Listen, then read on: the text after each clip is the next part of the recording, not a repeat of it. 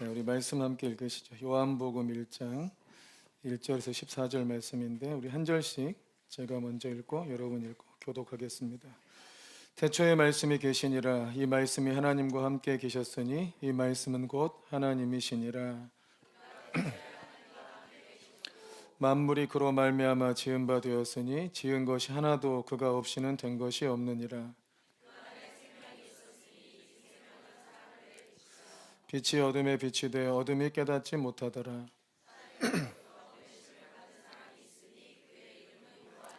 그가 증언하러 왔으니 곧 빛에 대하여 증언하고 모든 사람이 자기로 말미암아 믿게 하려 함이라. 참 빛 곧 세상에 와서 각 사람에게 비추는 빛이 있었나니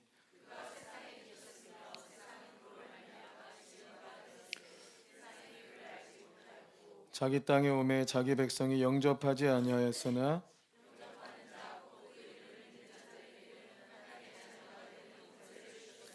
이는 혈통으로나 육종으로나 사람의 뜻으로 나지 아니하고 오직 하나님께로부터 난 자들이니라. 주이 되어 우리 가운데 거하심에 우리가 그의 영광을 보니 아버지의 독생자의 영광이요 은혜와 진리가 충만하더라. 아멘. 네, 우리의 삶에 꽃길만 있으면 좋겠는데 인생은 그렇게 호락호락하지 않습니다. 비가 내리고 창수가 나는 일들이 있게 되고 그런 일을 맞닥뜨리게 됩니다. 아무런 문제 없이 잘 나갈 것 같은 사람도 갑자기 어느 한순간에 모든 것을 잃어버리게 되는 일들을 뉴스를 통해서도 종종 접하기도 하고 또 계속 어렵기만 한 인생에서 어떤 일을 계기로 크게 성장하는 사람들도 있습니다. 그래서 인생을 그렇게 하나님께서 역사하시는 것은 어렵다고 낙심하지 말고 또 잘 나간다고 교만하지 말고 늘 주관자 되신 주님 앞에서 겸손하라는 뜻인 줄 믿습니다. 신앙에도 비가 내리고 창수가 나는 일들이 많이 있어요. 시험 낙심하고 또 시험 드는 일들이 없으면 좋겠지만 그런 일이 없지 않죠. 그래서 그런 때가 오면 내 진짜 신앙을 검증할 좋은 기회가 되는구나 하고 생각해 볼 필요가 있는 것 같아요. 그러니까 어려울 때가 진짜 자기 모습이에요. 그러니까 집 보러 갈 때 비 올 때 가라잖아요. 맞죠? 비 올 때 가봐야 그 집이 비가 새는지 안 새는지 알 거 아니에요? 또 어떤 사람을 만나도 어려울 때 만나야 돼. 그 사람이 어려울 때. 그 사람이 어려울 때 그 사람의 됨됨이가 드러나기도 합니다. 또 어려운 일이 닥치는 건 그 사람의 능력을 검증하고 신앙의 진실됨을 확인하는 길이 되기도 해요. 그래서 주님은 그 어려운 일을 우리 앞에 안 두고 싶어도 우리의 어떤 진짜 신앙인가 아닌가를 확인하기 위해서라도 어려움을 허락하실 때가 있습니다. 그럼 왜 그러냐면 우리는 많이 착각하고 살기 때문이에요. 우리의 신앙이 되게 바르다고 잘하고 있다고 착각하는 경우가 많기 때문이에요. 전에도 한번 말씀드렸는데 우리 노회에 제가 부교역자로 있었던 교회의 집사님이 목사님이 돼서 우리 노회에 들어온 적이 있었어요. 그래서 어떻게 목사가 됐냐 하고 이제 물어보게 됐죠. 저는 교회에 있으면서도 그분이 그렇게 부자인지 몰랐는데 그분이 굉장히 이렇게 부자였더라고요. 그래서 부동산 업을 해가지고 뭐 수십억 정도는 통장에 넣어놓고 사는 그런 분이었던 것 같아요. 그래서 그 해운교회에서도 알아주는 큰 손이고 그래서 헌금도 뭐 몇 억씩 하고 뭐 1억 2억 하는 거 우습지 않게 하는 막 이런 분이었던 것 같아요. 그래서 자기 뭐 신앙 엄청 좋다고 스스로 생각하고 하나님께서 그래서 축복도 많이 주셨다고 생각했는데 또 어려운 일도 있었어요. 자기 자녀가 상당히 어려움을 겪고 있었는데 그래도 항상 웃으면서 기쁨으로 살아서 진짜 신앙 좋다고 생각했어요. 저도 볼 때. 그런데 그들에게 시험이 찾아와요. 그 많던 재산이 어떻게 통장에 수십억이 있는 게 그렇게 빠른 시간 안에 0이 되는지 몰라. 그것도 놀라운 기적이 그죠? 그래서 하나님께서 자기 통장 잔고를 완전히 빵원으로 만들었대. 집도 다 날아가고 땅도 다 날아가고 완전히 진짜 자산만 제로가 된 게 아니라 모든 게 다 사라진 거예요. 그래서 이분들 어떻게 살았냐? 기도원 들어가가지고 기도원에서 제공해주는 쪽방 하나에 네 식구가 같이 4년 동안 삽니다. 거기서 이제 하나님 앞에 기도하고 도대체 내가 뭘 잘못했을까? 내가 뭐가 잘못됐길래 하나님께 나를 이렇게 연단을 주시나? 이런 고난을 많이 생각했겠죠. 그러고 깨달은 거예요. 자기 신앙이 완전히 다 가짜였다는 걸. 그래서 그분이 만나더니 그래요. 대형교회 다니는 사람들 저도 거기서 엄청 신앙생활 잘하고 살았는데 전부 다 가짜다. 물론 자기가 그랬으니까 이렇게 얘기하겠지만 진짜 신앙 거의 아니다. 주님은 반드시 비가 내리고 창수가 나는 상황을 허락하실 텐데 그들 다 맞을 거라고 이렇게 생각하더라고요. 자기도 완전히 착각에 빠졌다는 것을 깨닫게 됐고, 그래서 주님이 부르셔서 이제 주님의 길을 간다고 목사가 된 거예요. 그 대형교회에서 그렇게 살았다가 자신은 아마 지옥 갔을 것이다 하고 분명히 알더라고요. 교회에서 그렇게 봉사도 많이 하고 헌금도 엄청 많이 하고 축복도 많이 받고 살았는데, 그것이 깨지기까지, 그 잘못된 신앙, 자기의 착각이 깨지기까지 하나님께서 재산을 다 빵원 만들고 4년이나 기도원에서 기거하면서 그렇게 말씀과 기도로 살아서 겨우겨우 직면을 했다는 거예요. 여러분, 사람의 이 착각, 거짓에 씌워져 있는 거, 여러분 이게 그렇게 깨지기가 어렵습니다. 그리고 그분은 자신의 신앙을 정직하게 직면하게 해주신 그것에 대해서 굉장히 감사하더라고요. 그 재산을 아까워하지 않아요. 날아간 그 재산들을 하나도 아까워하지 않고 하나님을 제대로 만난 것에 너무너무 감사하고, 난 이제야 처음 갈 수 있겠다고, 그래서 이 복음을 전해야겠다고 맘먹고 있는데 주님이 목사로 부총으로 부르셔서 왔다는 거예요. 사람이 거짓에 스스로를 속이면 이렇게 자기 직면도 안 되고 자기 신앙의 현주소를 깨닫기가 그렇게 어렵습니다. 그래서 어쩔 수 없이 하나님도 고난의 때를 허락하실 때가 있는 거예요. 또 무엇보다 심판이 있어요. 여러분, 학창시절에 보면 시험 보기 전에는 다 같이 잘 지내요. 근데 시험의 때가 다가오면 사람이 구분되기 시작하죠. 네? 똑같아요. 인생에도 심판이 있어요. 결국 찾아올 심판의 때가 있는데, 심판이 안 올 때는 신앙이 있든 없든 가짜든 진짜든 잘 구별이 안 돼요. 그냥 사는 거예요. 돈 좀 더 벌면 신앙생활 더 잘한 것 같고, 뭐 잘 풀어지면 더 자기가 신앙생활 좀 승리한 것 같고 그래요. 근데 심판의 때가 딱 오면 그때는 진짜 본질로 테스트를 하기 때문에 심판의 때를 대비하지 않은 사람들은 다 무너져서 이제 아무것도 없게 되는 상황이 생기게 됩니다. 여러분, 신앙을 견고한 반석 위에 세워야 되는 것이 이렇게 중요합니다. 우리 삶의 제일 중요한 과제가 그겁니다.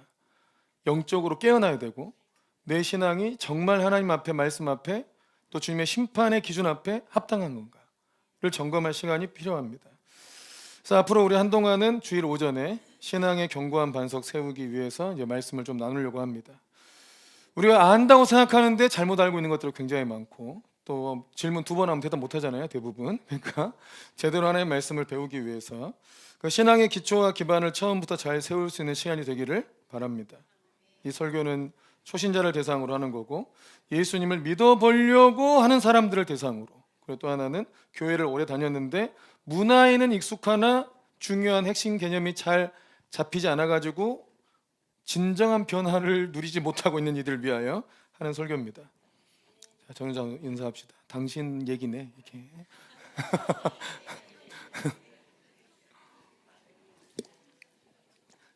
자, 기독교 신앙에서 핵심이 뭐예요? 기독교 신앙에서 핵심이 뭔가?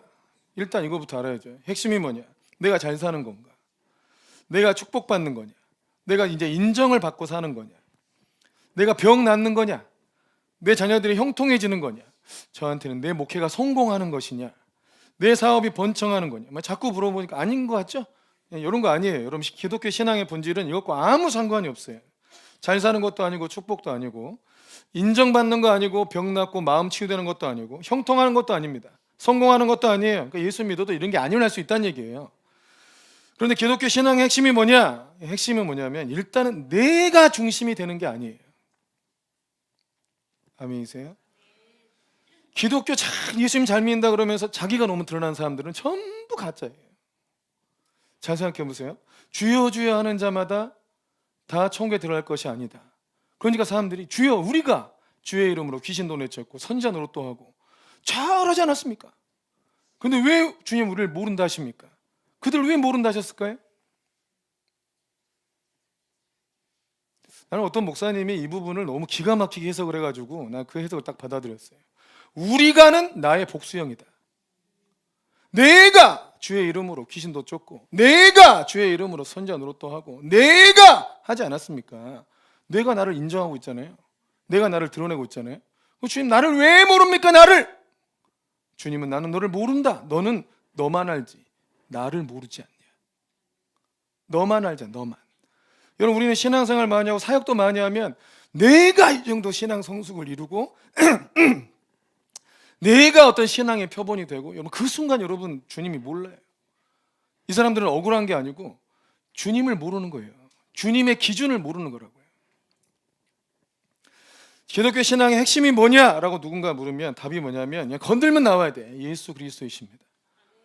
기독교 신앙의 핵심은 그냥 예수 그리스도이십니다.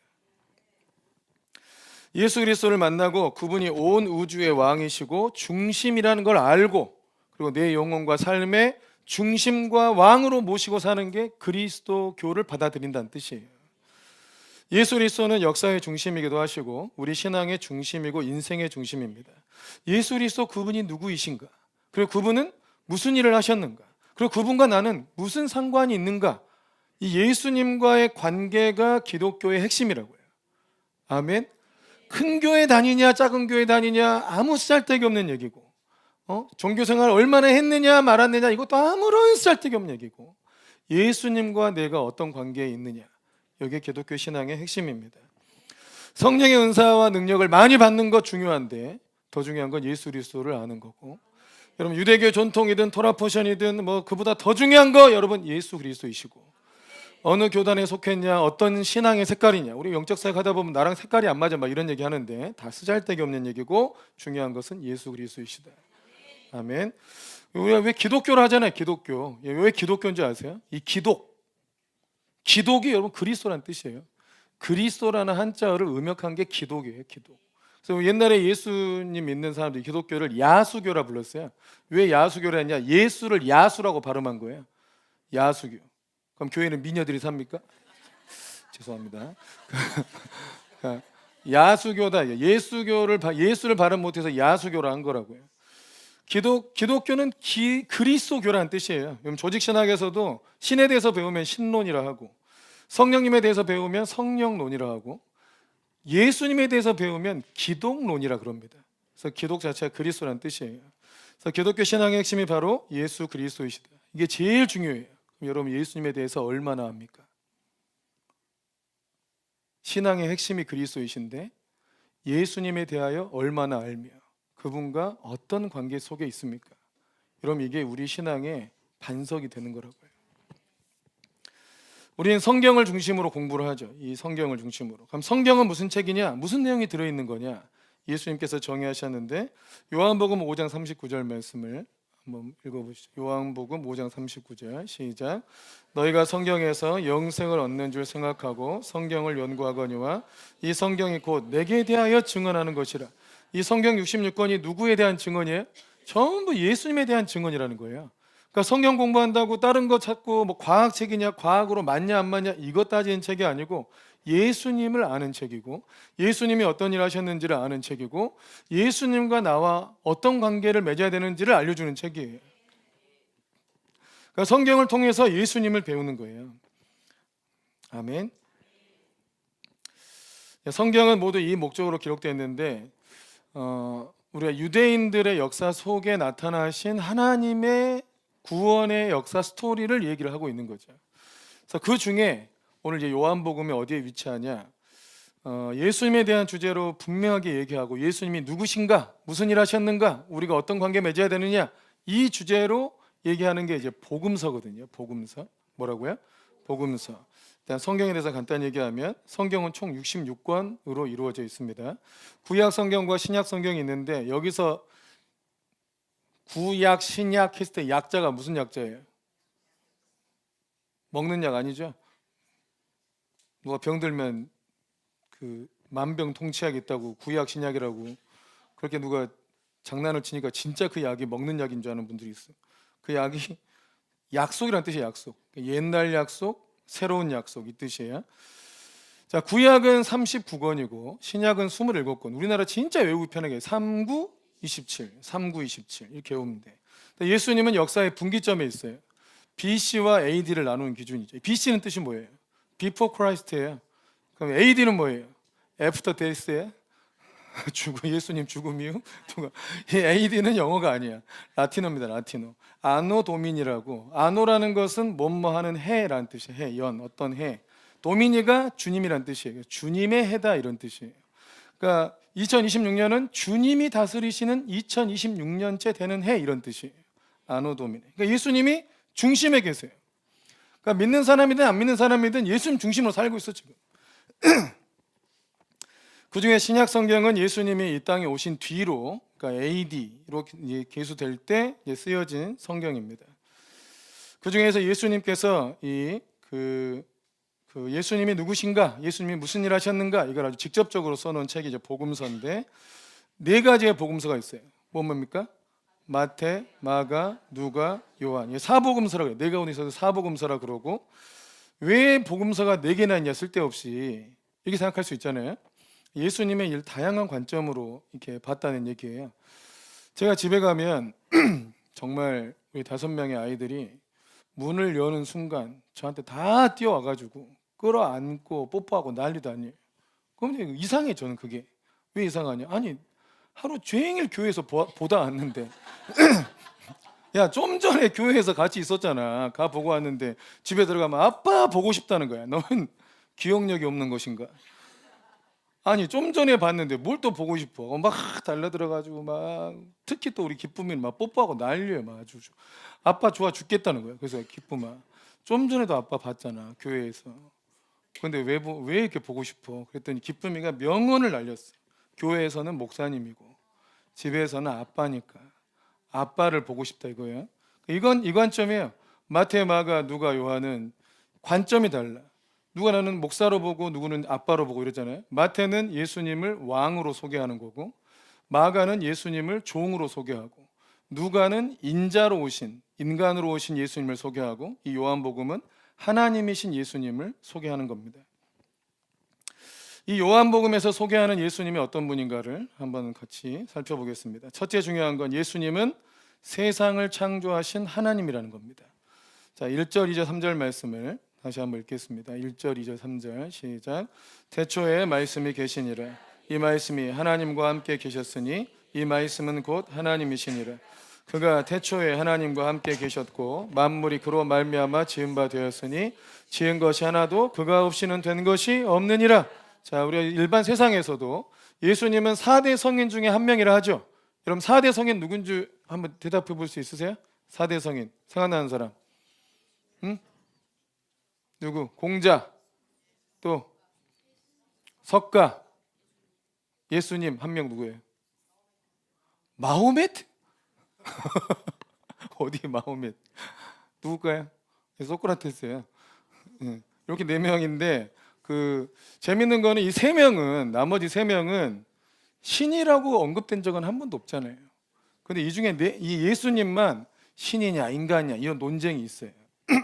근데 아무튼 4대 성인 중에 한 명이니까 예수님을 미친놈이라고 생각합니까? 온 세상이? 그렇지 않죠. 4대 성인 중에 한 명이니까 실제로 역사에 존재한 사람이 아니다라고 얘기하는 겁니까?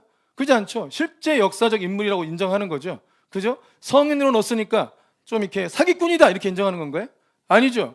예수님을 하나님이라고 인정 안 하는 거지, 실제로 역사에 존재했고, 그리고 거짓말쟁이 아니고 인격이 훌륭하신 분이고 그 삶도 아주 훌륭하다고 인정을 하는 거잖아요. 역사적으로 실제 한 분이고. 그죠? 맞죠? 자, 세상의 역사가들이나 일반 사람들도 예수님의 역사성 인정하고 그분의 사기꾼이 아니라는 거 다 인정해요. 그런데 예수님이 하신 말씀을 생각해 보면 예수님은 자기를 하나님이라고 하셨어요. 내가 곧 길이고 진리고 생명이고 나로 말미암지 않고는 아버지께로 갈 자가 없다고도 하셨어요. 압도적이야. 천상천하 유아 독존이야. 그분은 나로 말미암지 않고는 아버지께로 갈 자 없다. 나를 떠나서는 너희가 아무것도 할 수 없다. 나만 유일한 그리스도고 나만 유일한 구원의 길이다 라고 말씀하신 분인데, 잘 생각해 보세요. 세상에 얼마나 어둠 속에 갇혀 있는지, 얼마나 스스로 속이고 있는지. 그런 말을 하는 사람은 누구예요? 여러분, 제가 가가지고 여러분 나를 믿어야 구원받아요,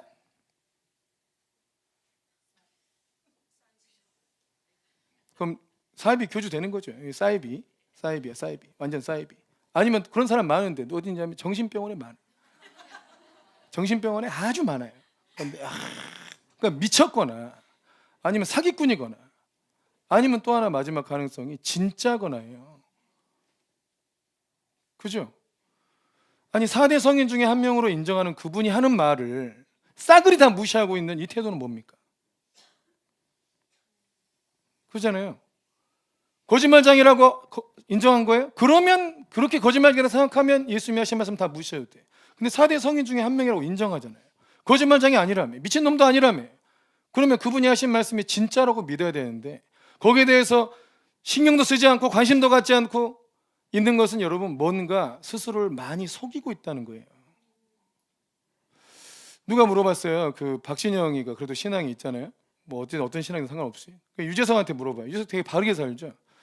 유재석한테 어차피 사람은 한번 죽지 않냐, 죽음 이유에 대해서 생각해 본 적 있냐 그러니까 유재석이 뭐라 그랬냐면 그가 왜 불교에 있고 왜 기독교를 안 오냐면 나는 그 이상의 세계에 대해서 생각하고 싶지 않다 그랬어요. 여러분 사람은 한 번 죽을 수밖에 없고 영원히 살 수 없고 그 이후에 어떤 세상이 있다는 것에 대해서 사람이 감각적으로 알게 마련인데 왜 그가 예수님에 대해서 관심을 안 갖고 있냐? 자기를 속이는 거죠. 어둠에 덮여 있는 거죠. 사후 세계에 대해서 관심 갖지 않으려고 그래요. 신경 안 쓰려고 그래요. 고민하지 않겠다 이거예요. 여러분 가장 중요한 문제일 수 있는데 왜 그거 신경 안 씁니까? 신경 안 쓴다고 그게 사라집니까? 신경 안 쓴다고 내 죽음이 나한테 안 찾아옵니까? 언젠가는 직면하게 될 일을 어리석게 왜 눈 가리고 삽니까? 태초에 말씀이 계시니라 그 말씀이 하나님과 함께 계셨고 그 말씀이 곧 하나님이시다. 예수님은 하나님이라고 주장하셨고 실제로 그의 제자들을 볼 때도 예수님은 하나님이라고 알고 선포한 거예요. 말씀에 보면 하나님 두 분 나오죠. 태초에 말씀이 계셨고 그 말씀이 하나님과 함께 계셨고 하나님도 계셨고 또 말씀도 계셨고 근데 그 말씀도 하나님이시고 성부 하나님, 성자 하나님. 뭔 하나님이 둘씩이나 돼? 세 분이에요. 그 왜 하나님 한 분이어야지? 그건 우리 생각이고요. 하나님이 알려준 거잖아요. 너희 생각에는 하나님이 한 분 같지만 그렇지 않다. 하나님이 세 분으로 계시고 이분이 삼위일체로 계신다. 하나님의 속성을 가진 분은 세 분밖에 없다 이거예요. 그가 태초에 하나님과 함께 계셨다고 말씀하고 또한 만물이 그로 말미암아 지은 바 되었다고 말씀하고 있어요. 그러니까 예수님은 태초부터 계셨던 하나님이시고 말씀으로 존재하셨던 하나님이시고 그가 말씀으로 온 세상을 창조한 분이라고 소개하고 있습니다. 그러니까 예수님을 단지 그냥 어떤 유대 땅에 살았던 하나의 사람, 똑똑한 사람, 좀 이렇게 착한 사람이었다 이렇게 생각하면 다 바꿔야 돼요. 그분은 태초부터 계셨던 하나님이에요. 두 번째 이 성경에서 예수님을 증언하는데 예수님은 빛이라고 말씀하셨습니다. 9절 말씀에 보면 읽어보세요. 시작. 참빛 곧 세상에 와서 각 사람에게 비추는 빛이 있었나니. 자, 예수님 안에 생명이 있다고 말씀했어요. 근데 그 생명이 사람들의 빛이라 그랬어요. 그러니까 사람들에게 빛으로 오셨어요. 그 빛을 따라가면 사람이 생명을 얻는다는 거예요. 예수님을 빛이라고 표현한 데는 사람은 지금 어디에 있다는 거예요? 어둠 속에 있다는 거예요. 사람들이 그 빛을 따라가면 생명을 얻는다. 근데 아직 사람들은 어둠 속에 있다. 자, 이렇게 생각해 보세요. 아무것도 보이지 않는 흑암 속에 내가 있어요. 진짜 내 손도 안 보여. 아무것도. 그래서 어디로 가야 될지도 모르고 무엇을 해야 될지도 모르고 진짜 어떻게 해야 사는지를 몰라요. 여러분 진지하게 생각해 보면 우리는 똑같아요. 어디로 가야 될지 모르고 어떻게 살아야 되는 게 진짜 제대로 사는 건지 모르고 어떻게 해야 사는지 잘 몰라. 그렇지 않습니까? 어떻게 해야 진짜 진리 안에 확실하게 사는 건지 모른다고요. 우리는 그냥 살고 있으니까 사는 거예요. 남들이 그렇게 사니까 사는 거고 그렇게 습관처럼 살아왔으니까 살고 있는 거라고요. 진짜인 걸 모른다고 우리는. 그래서 금방이라도 죽을 것 같고 차라리 죽는 게 나을 것 같은 그런 상황에 처해 있을 때 한 줄기 빛이 쫙 비쳤어요. 그럼 사람은 자연스럽게 그 빛으로 가겠죠. 빛으로 가면 끝까지 가다 보면 확 살만한 어떤 현장이 나타나는 거예요. 이런 이미지예요. 사람은 어둠 속에 갇혀 있고 그 어둠에서 건져낼 존재는 아무도 없는데 빛 대신 주님이 찾아와서 빛을 비췄다 이거예요. 근데 여기서 두 가지 사람이 있어요. 그 빛으로 나오는 사람과 오히려 빛을 더 두려워해서 도망가 버린 사람이 있다 이거예요. 근데 예수님이 생명으로 인도하는 빛이라고 말씀하고 있습니다. 예수님이 빛이십니다. 사람들은 어둠 속에 갇혀 있습니다. 어둠 속에 갇혀 있는데 교회 다니는 사람들은 이제 빛 가운데 온 것이다 생각해도 그것도 착각입니다. 잘 살고 있다고 스스로를 속이는데 죽고 나면 지옥인 사람들이 많습니다. 영원한 지옥에서 영원한 고통을 당하면서 영혼을 보내는 사람들이 많습니다. 돈 많이 벌면 성공했고 오로지 그것을 위해 사는 사람도 있습니다. 근데 돈 많이 벌었는데 이제 죽고 지옥 갑니다. 나와 가족들만 잘 살면 되지, 온통 세상에서 주입된 이 사고로 살아가. 성공하면 되지, 우리 가족만 잘 살면 되지. 죽고 나면 다 지옥에 있어요. 불교 가서 빌고 다른 종교 생활하고 뭔가 깨닫게 해서 공부 열심히 하고 뭔가 깨달은 줄 알았더니 죽고 나면 지옥 가 있고, 뭔가를 알고 있다는 착각으로 사는데 결국은 지옥 가 있어요. 그게 어둠에 갇혀 있는 사람들의 운명이에요, 운명. 뭔가를 알고 있다는 이 착각, 여러분 이게 차라리 모른다고 생각하는 게 나은데, 뭔가를 알고 있다는 이 착각이 결국은 우리를 지옥으로 이끌어요. 빛이 왔으니까 빛을 따라가면 되는데 오히려 빛이 와도 저건 아니야, 내가 그냥 어둠 속에 사는 게 맞을 거야 라고 생각하고 사는 거예요. 어둠 속에 있기 때문에 자신의 길이 어딘지 모르고 참 진리가 무엇인지도 모르고 진정한 구원자가 누군지도 모른 채 그냥 인생을 그냥 투벅투벅 사는 거라고요. 이런 찬양이 하나 있어요. 매일 스치는 사람들 내게 무엇을 원하나, 공허한 그 눈빛은 무엇으로 채우나, 모두 자기 고통과 두려움 가득, 감춰진 울음소리 주님 들으시네. 어쩌면 우리의 모습일 수 있잖아요. 열심히 사는 것 같은데 공허해, 눈이 공허해, 마음도 공허하고, 그런데 두려움과 염려는 너무 많고, 그들은 모두 주님이 필요하다. 같이 한번 찬양해 보실까요?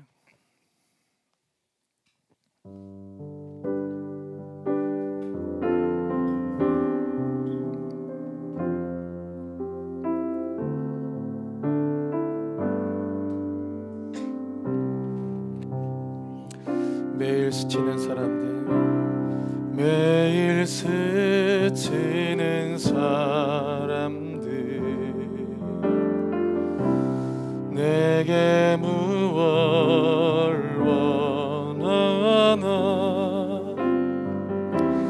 공허한 그 눈빛은 무엇으로 채우나, 모두 자기 고통과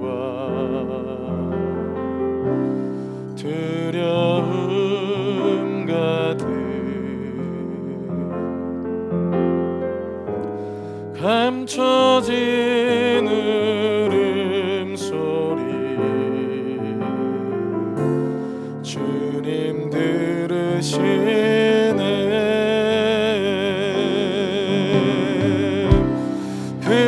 그들은 모두 주가 필요해.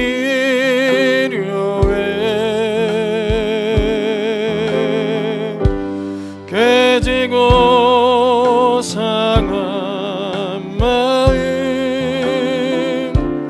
주가 여시네.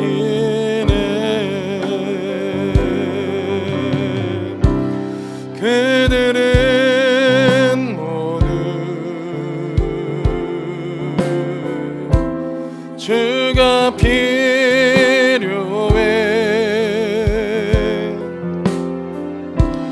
모두 알게 되리 사랑의 주님. 사람들은 어둠 속에 사는 경우가 있습니다. 근데 문제는 어둠 속에 있다는 것도 모르고 삽니다. 미국 갔을 때 어느 해변가를 갔는데 그 해변가에 그 낭떠러지가 이렇게 위험하게 있으니까 그 앞에 이제 표시가 있는 거예요. 데인저라고, 위험하다고. 데인저. 근데 이거 잘못 읽으면 단 거잖아, 단 거. 이거 그 영어 모르고 읽으면 단 거잖아요. 단 거. 그래서 단 거. 근데 여러분 이게 저 단 거다 하고 뛰어 들어가면 죽는 거야. 영어를 모르면 죽어요. 여러분 이게 영적 무지라는 거예요. 이게 영어의 무지가 데인저를 단 거로 읽어서 먹으러 가다가 죽고, 황상가리 데인저 썼더니 단 거다 해서 항상 먹을 수도 있잖아요. 영어를 모르면 그것도 무지야. 그것도 어둠이에요. 영적인 지혜가 없으면 그것도 무지고 그것도 어둠이에요. 아멘이십니까? 그래서 막 열심히 돈 벌고 살고 살면 행복하고 정말 영원한 삶 살 줄 알았더니 지옥 가 있고. 여러분 그 단 거 그 돈 단 거 따라가다가 그 데인저 아멘. 비유가 적절하지 않습니까?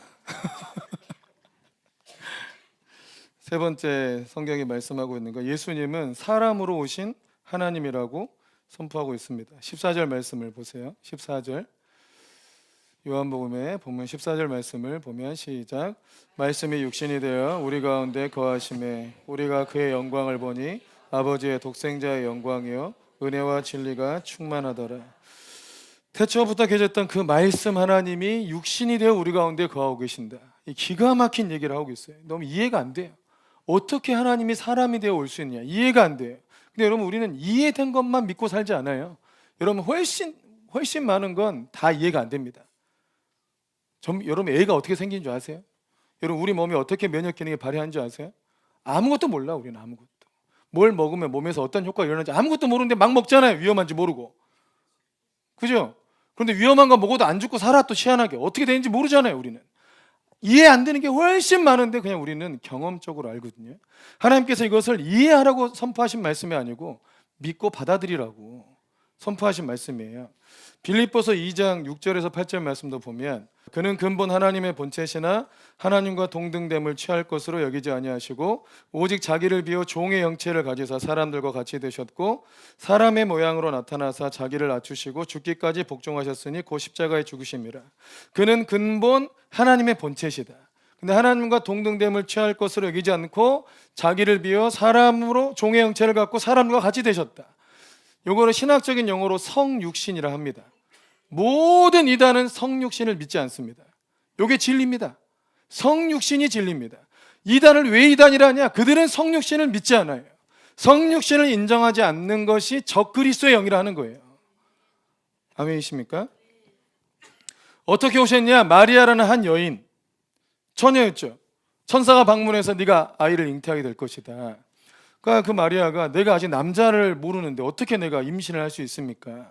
그러니까 이 천사가 한 말은 뭐냐면 원리를 설명해 준 게 아니에요. 생물학을 알려준 게 아니에요. 유전공학을 알려준 게 아니라 지극히 높으신 하나님의 능력이 너를 덮을 것이다. 하나님의 능력을 알려준 거예요. 이거는 사람의 기술과 지혜로 되는 일이 아니고 하나님의 능력으로 그 일이 일어날 것이다. 그리고 예수님은 성령으로 잉태됐다고 얘기합니다. 아멘이십니까? 그래도 신비롭고 희한해. 예수님이 완전한 하나님이죠. 그죠? 완전한 사람이죠. 생각해 보세요. 우리와 같아요? 우리와 같지 않아. 그죠? 그래서 이거를 신학자들이 막 도대체 예수님이 어떤 존재인가? 완전한 하나님이면서 완전한 사람인 이분이 도대체 어떻게 계신 것인가? 여기에 대해서 너무너무 의문이 많았어요. 여러분 의문이 있어요, 없어요, 지금? 자, 옆에 사람한테 좀 옆구리 찔러보면서 물어보세요. 좀 궁금해하기라도 하세요. 이렇게. 우리 예수님이잖아. 우리 예수님. 도대체 완전하신 하나님과 완전하신 사람인 이분이 어떻게 존재할 수 있느냐? 여기에 대해서 신학자들이 너무너무 고민을 많이 하고 전 세계 신학자가 다 모여가지고 이거를 정리하려고 모였어요. 그게 AD 451년 칼케톤 공의회라는 데서 모였는데 정리를 해서 이렇게 했어요. 한 윗격 안에 두 본성이 계신다. 참 하나님이시다. 이 하나님은 성부 하나님과 같은 본질이시다. 그리고 참 사람이시다. 우리와 같은 영육혼을 가지고 계신다. 그런데 죄성이 없다. 그러면 한 윗격 안에 두 본성이 있는데 이 참 하나님과 참 사람이 어떻게 같이 존재할 수 있느냐? 이거를 이해하려고 예를 썼어요. 그래서 어떻게 얘기했냐? 근데 설명하기가 어려웠어요. 설명하기 어려워서 가이드라인만 제시를 한 거예요. 첫째, 혼합되지 않고 계신다. 신성과 인성이 섞이지 않았다는 거예요. 둘째는 변화되지 않았다. 섞여서 막 변질되거나 하지 않았어요. 성부 하나님의 신성 그대로, 온전한 사람의 인성 그대로 섞이지 않았다. 또 나뉘지 않았다. 둘은 나눠지지 않아요. 같이 있는데 아무튼 같이 계신데 아무튼 나눠지지 않아요. 이게. 그래서 신성과 인성이 같이 계신데 혼합되지 않고 변화되지 않고 나뉘지 않고 그리고 떨어질 수 없다. 영원히 한 분 안에 예수님이란 존재 한 분 안에만 신성과 인성이 같이 계신다. 그래서 감히 소크라테스나 공자나 석가와 비교할 수 있는 분이 아니에요. 그들은 그냥 죄인인 사람들이지만 그분은 죄가 없는 사람이면서 동시에 참 하나님이신 독특자야, 독특자. 아멘이십니까? 그리고 그분은 어둠 속에 갇혀 있는 우리를 구원하기 위해 빛이 되시기 위해서 오셨고, 하늘 보좌 버리고 이 땅에 오셔서 사람 안에 신성을 가두신 채로, 그리고 그 사람 안에서 신성을 가두어 영원히 살기로 작정하신 분이 성자 하나님이에요. 그분이 죽고 부활하셔서 하늘에 계시지만 지금도 이런 존재로 계세요. 육체를 가지고 성부 하나님과 동일한 신성을 갖고 사람과 같은 영육혼을 가지고, 그러나 신령한 몸으로 변화된 그 육체 안에 신성을 담아낸 그런 존재로 영원히 살기로 작정한 분이 우리 예수님입니다. 알면 알수록 신비롭지 않습니까? 우리가 이해하기에는 너무너무 신비로운 분이에요. 그 하나님이 이런 대가를 치르면서 우리에게 빛이 되기 위해서 오셨어요. 그 예수님이 빛이고 그 빛이신 예수님을 받아들이면 그 생명이 우리 안에 들어오게 됩니다. 그제서야 내가 어둠 속에 갇혀 살았구나. 내가 무엇을 어떻게 해야 내 영혼이 사는 건지 모르고 살았구나. 육체가 사는 게 아니구나. 내 영혼이 사는 것이 진짜 사는 거구나. 예수님을 만날 때 그 빛 대신 주님이 내 안에 들어오실 때만 내 안에는 어둠이 걷어지게 된다. 아멘. 예수님 믿으시기를 축복합니다. 교회만 다니고 있고 예수님을 아직 모르고 있는 상태가 있을 수 있죠. 그들에게도 예수님이 실제적으로 빛이 되시기를 축복합니다. 찬양하고 기도하겠습니다.